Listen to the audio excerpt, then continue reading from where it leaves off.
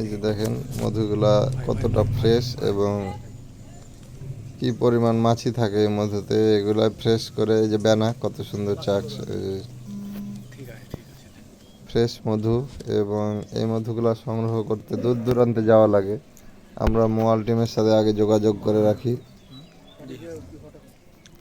এবং তারা বিভিন্ন জায়গায় ঘুরে ঘুরে এই চাকগুলো দেখে রাখে। এবং আমি যাই বা মেহেদি যাই বেশিরভাগ, আমি সময় পাই না, হুটহাট করে চাকগুলো পাওয়া যায় এবং সাথে সাথে যাওয়া প্রয়োজন প্রয়োজন হয়, নাহলে অন্য কেউ ভেঙে নিতে পারে। এই যে দেখছেন মেহেদি সাথে থেকে এগুলো সংগ্রহ করেছে।